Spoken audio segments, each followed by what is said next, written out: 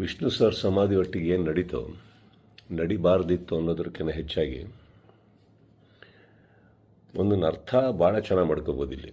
ಏನಂದರೆ ಒಬ್ಬೊಬ್ಬರಿಗೆ ಒಂದೊಂದಿಲ್ಲಿ ನಮ್ಮದೇ ರಾಜ್ಯ, ನಮ್ಮದೇ ಊರು, ನಮ್ಮದೇ ಕಲಾವಿದರು. ಸೊ ಹೀಗಿರಬೇಕಾದ್ರೆ ನಾನೆಲ್ಲ ಅಭಿಮಾನಿಗಳಲ್ಲಿ ಕೇಳ್ಕೊಳ್ಳೋದು ಒಂದೇ, ಇನ್ನು ನಾವು ಓಡಾಡಿದ್ದಾಯಿತು, ನೀವುಗಳು ಓಡಾಡಿದ್ದಾಯಿತು, ಎಲ್ಲರಲ್ಲೂ ಮನವಿ ಮಾಡ್ಕೊಂಡಿದ್ದಾಯಿತು, ದಯವಿಟ್ಟು ಇದನ್ನು ಮಾಡಿಕೊಡಿ, ಸ್ವಲ್ಪ ನೋಡಿ. ಯಾಕಂದರೆ ಒಂದು ಅಳಿಲ್ ಶಕ್ತಿ ಬೇಕಾಗಿತ್ತು ಇದನ್ನು, ಈ ಸಮಾಧಿನ ಉಳಿಸ್ಕೊಳ್ಳೋದಕ್ಕೆ. ಯಾರಿಗೆ ಅಧಿಕಾರದಲ್ಲಿದ್ದು ಯಾರಿಗೆ ಆ ಶಕ್ತಿ ಇತ್ತು ಅವ್ರ ಬಗ್ಗೆ ಹೇಳ್ತಾ ಇದ್ದೀನಿ.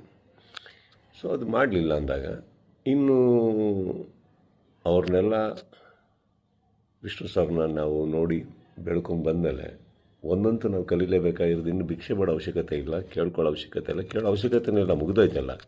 ಮಾಡಾಗಿದೆ. ಮಾಡಬೇಕು ಅಂತ ಇದ್ದಿದ್ರೆ ಇಷ್ಟೊತ್ತಿಗೆ ಮಾಡಿರೋರು. ಮಾಡಿಲ್ಲ ಅಂದಮೇಲೆ ಎಲ್ಲರೂ ಒಂದು ಅರ್ಥ ಮಾಡ್ಕೊಳ್ಳಿ, ಯಾರು ಏನು ಹೇಗೆ ಎತ್ತಿಟ್ರು ಇದು ನಾವೇ ಅಂತ ತೋರಿಸ್ಕೊಟ್ಟಾಗಿದೆ. ಇನ್ನಿದರಲ್ಲಿ ನೀವು ಅರ್ಥ ಮಾಡ್ಕೊಳ್ಳೋಕೆ ಎಷ್ಟಿದೆ ಅರ್ಥ ಮಾಡ್ಕೊಂಬಿಟ್ಟು ಇನ್ನು ನಾವೇನು ಮಾಡಬೇಕು ಅಂತ ನೋಡ್ಬೋಣ.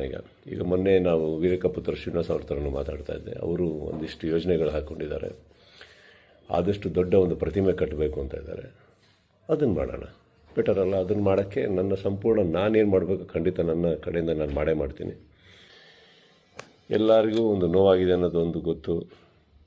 ರಾತ್ರಿ ಅದು ನಡೆದಾಗ ಹೇಳಿತನವೂ ಹೌದು, ಮಾಡಿದವ್ರದ್ದು ಬಿಡಿ. ಆ್ಯಂಡ್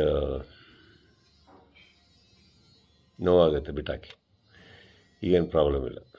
10 ನಿಮಿಷ ಕಣ್ಣೀರು ಹಾಕಬೇಕು, 11 ನಿಮಿಷ ನಾವೇನು ಮಾಡಬೇಕು ಅಂತ ಯೋಚನೆ ಮಾಡಿ ಮುಂದೆ ಹೋಗೋದು ನನ್ನ ಅಭ್ಯಾಸ. ನೀವೆಲ್ಲರೂ ಅದೇ ಮಾಡ್ತೀರ ಅಂದ್ಕೊಂಡಿದ್ದೀನಿ. ಕೈ ಚಾಚಿದ್ದು ಸಾಕು, ಇನ್ನೇನು ಮಾಡಬೇಕು ನಾವು ಮಾಡೋಣ. ಜೈ ವಿಷ್ಣು ಸರ್.